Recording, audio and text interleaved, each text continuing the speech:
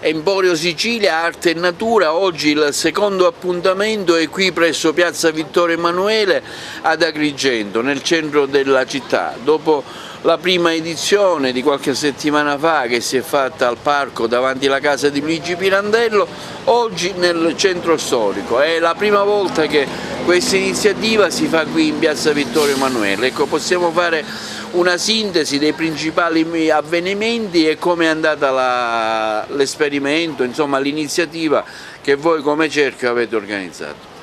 L'iniziativa sta andando molto bene perché abbiamo più di 30 associazioni o aziende, perché possono essere sia associazioni che aziende, espositori che sono sia dell'ortofrutta e quindi dei prodotti dell'agricoltura e dell'agroalimentare, sia dell'artigianato. Come diceva il bando a cui abbiamo partecipato, che è un bando regionale a cui abbiamo avuto la possibilità di attingere eventualmente a fine lavori un contributo di rimborso, un piccolo contributo. Lei ha detto bene, Emporio Sicilia, sì, Sicilia, ma non solo perché è l'assessorato siciliano, cioè la regione siciliana, all'agricoltura e alla pesca mediterranea e ai prodotti agricoli a sostenere questa iniziativa, ma perché l'obiettivo nostro, insieme a quello dell'assessorato che abbiamo sposato, è quello di portare avanti l'economia che purtroppo è stata male per i prodotti agricoli e per i prodotti artigianali durante la pandemia, rilanciarla. E ce ne saranno altre manifestazioni di questo genere, perché l'assessorato ha fatto un decreto a varie finestre e noi abbiamo partecipato alla prima finestra, speriamo di partecipare anche alle altre. E poi Sicilia, perché questi prodotti devono rilanciare l'identità siciliana. Noi siamo cittadini ormai europei, agrigentini, italiani, ma soprattutto siciliani. L'identità è quella della cultura, e la cultura viene anche dalla coltura e dalla nostra tradizione culinaria, dalla nostra tradizione degustativa.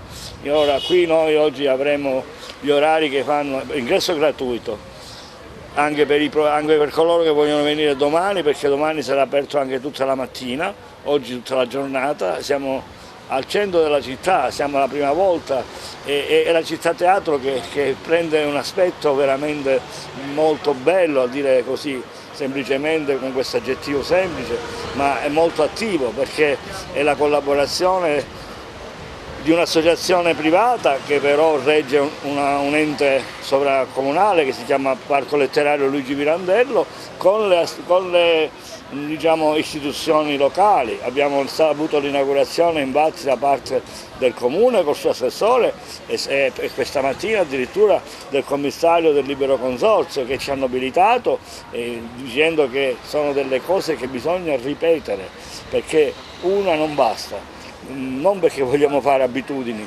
l'uomo vero è quello che non ha abitudini, diceva Rousseau, però vogliamo veramente avere dei riscontri in modo che le persone restano contente e i turisti che accorrono e vedono questa iniziativa rimangono un po' sbalorditi e attratti naturalmente. Quindi diciamo che è un esperimento che si può ripetere anche con altre manifestazioni, coinvolgendo anche altri luoghi della città a cui il cerchio aspira a realizzare in un prossimo futuro? Sì. Per esempio siamo quasi entro porta, si chiama Porta di Ponte, la prossima potrebbe essere stavolta proprio dentro il centro storico di Agrigento e perché no anche quello di Porta Empedocle, visto che gravitiamo in queste due realtà locali. E sicuramente sceglieremo degli spazi insieme al signor Sindaco, insieme alle organizzazioni, per fare in modo di animare quei punti del centro storico che molte volte appaiono abbandonati e questo non è vero, dobbiamo cercare di mobilitare le persone e i visitatori. Allora, parliamo di questa sua attività artigianale. Oggi lei ha deciso di esporre qui davanti in questa iniziativa del parco. Ecco, parliamo brevemente quali sono le sue produzioni e come valuta l'iniziativa. Allora, io produco soprattutto gioielli e anche faccio dei ricami e sartoria per coordinati nascita. I gioielli sono tutti fatti in mano in tessitura e sono in sutasse che sono cuciti tutte a mano, sono delle piattine di seta cucite a mano e dove si mettono i cristalli. Sì. Bene, continuiamo questo nostro breve giro. Oggi siamo qui in un altro stand. Pratico questo hobby da circa un anno e creo oggetti in macramè. Se ne fa vedere qualcuno, magari ce lo descrive brevemente. Certamente. Questo ad esempio è un portapiante sospeso, è creato soltanto con il cotone, intrecciando le corde con le mani senza nessun altro attrezzo.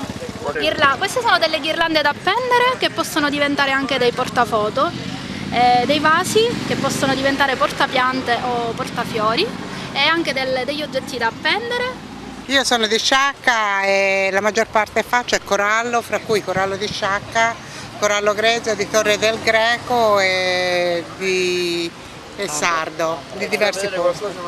Allora, questo qui è corallo di Sciacca, fatte con dei pezzettini di corallo trovati sulla spiaggia, che a Sciacca tantissimi anni fa, tanti, hanno una barriera corallina di cui l'hanno depredata, e io con questi pezzettini faccio questi orecchini o ciondolo o anche anello. Ecco, come valuta questa iniziativa, signore? No, bene, buona, una buona iniziativa. Speriamo che ce ne siano altre.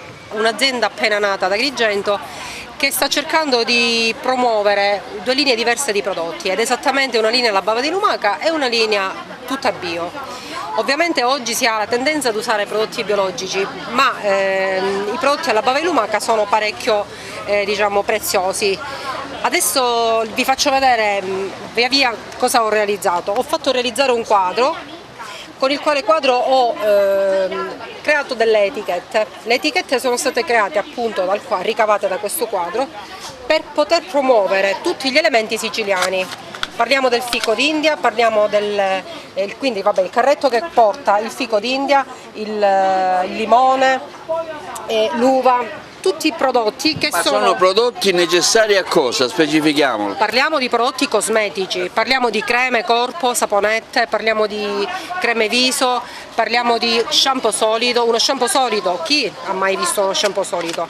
Lo shampoo solido serve per chi deve viaggiare, per chi ha dei problemi di dermatite alla pelle.